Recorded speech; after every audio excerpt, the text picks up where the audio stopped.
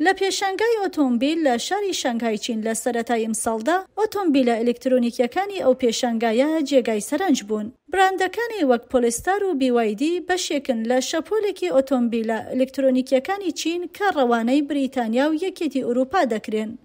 ئەو براندانە و براندەکانی دیکە بەشێکن لەو 7 کۆمپانیای ئۆتۆمبیلی ئەلکترۆنیکی چینی کە بڕیارە لە ساڵی داهاتوودا لە بریتانیا بخرێنە بازاڕەکانەوە. شارەزایانی پیشەسازی دەڵێن لێشاوی ئۆتۆمبیلە چینیەکان بۆ ناو بازاڕەکانی بریتانیا دەتوانێت کاریگەری ئەرینی لەسەر ئەو بازاڕە هەبێت کە ڕوبەڕووی کێشە و گرفتەکانە. هەرچەندە بریتانیا بەنیازە تا ساڵی 2030 فرۆشی ئۆتۆمبیلی نوێی بنزینی و گازۆئیلی قەدەخە بکە، بەڵام ئەو ژمارانەی کە لە کۆتایی ساڵی ڕابردوودا بڵاوکراونەتەوە دەری دەخەن کە فرۆشی ئۆتۆمبیلی ئەلکترۆنیکی بۆ یەکەم جار لە ساڵی 2021ەوە دابەزیوە. ئەمەش بە شێوەیەکی سەرەکی بەهۆی کێشەی ئۆتۆمبیلەکانەوە، وەک ماوەی درێژی گەیشتنیان و کەمی ئەو مەودایەی ئۆتۆمبیلی ئەلکترۆنیکی دەیبڕێت و هەروەها کەمبوونی وێستگە گشتیەکانی بارگاویکردنیان. دانیشتوویەکی لەندەن کە لە کۆتایی ساڵی ڕابردوودا ئۆتۆمبیلی کارەبایی ئاودی کڕیوە دەڵێت ڕوبەڕووی هەندێک لەو کێشانە بووەتەوە. خەڵک پیان وایە وزەی ئەلکتریک هەرزانترە، دڵنیا نیم کەوا بێت. بۆ ئەم مەبەستە پێویستت بە تۆزێک فێربوون هەیە. بۆ نمونە شەوانە کە نرخی وزەی ئەلکتریک کەمترە کاتێکی گونجاوە بۆ بەرگاویکردنی ئۆتۆمبیلەکەت. پێویستە ئامێری بەرگاویکردنی خێرای زۆر بەکاربهێنیت، چونکە دیارە گرانترە، کەواتە دەبێت هەڵسەنگاندنی بۆ بکەیت و من چاوەڕێی ئەوم نەدەکرد.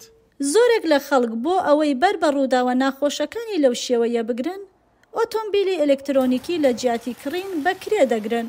کۆمپانیای بەکرێدانی ئۆتۆمبیلی ئەلکترۆنیکی ئۆکتاپوس کە بنکەکەی لە بریتانیایە ڕوبەڕووی داواکاریەکی زۆرە بۆ کرێکردنی ئۆتۆمبیلی ئەلکترۆنیکی.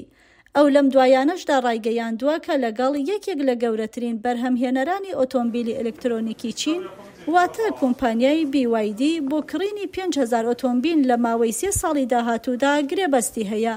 فیۆنا هاورز بەڕێوبەری کۆمپانیای ئۆکتاپوس دەڵێ گۆڕانی خێرای تەکنۆلۆژیا و دڵنیانەبوون لە بەهاکانی ئۆتۆمبیلی دەستی دوو وای کردووە کە بە کرێوەرگرتنی ئۆتۆمبیلی کارەبایی لە کڕینیان بۆ خەڵک سەرنجڕاکێشتر بێ.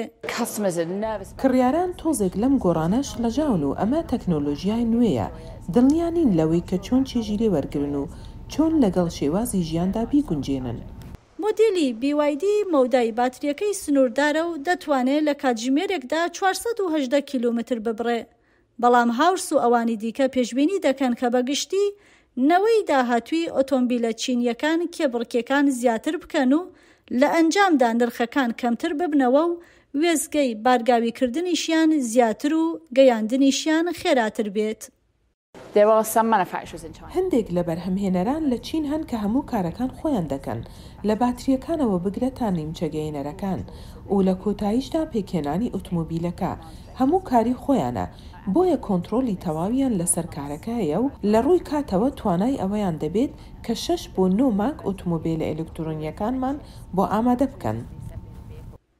بۆ ئارنۆ گرنز ڕەنگە بڕیاری کڕینی ئۆتۆمبیلی ئەلکترۆنیکی پێشوەختە بوو بێ، بەڵام ئەو گەشبینە بەداهاتوو.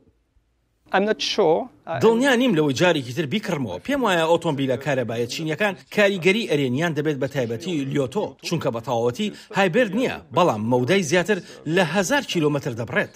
ئەزموونەی گرێنێز دەتوانێت چیرۆکێکی هۆشیارکردنەوە بێ بۆ کڕیارانی ئۆتۆمبیلی ئەلکترۆنیکی بۆ ئەوەی پێشەوە بیکڕن چاوەڕێی کاریگەریەکانی زیادبوونی کێبڕکیەکان بکەن لە نێو کۆمپانیەکاندا. بۆ ئێمی گاتمەن، بەفراوی نووری، دەنگی ئەمریکا، واشنگتۆن.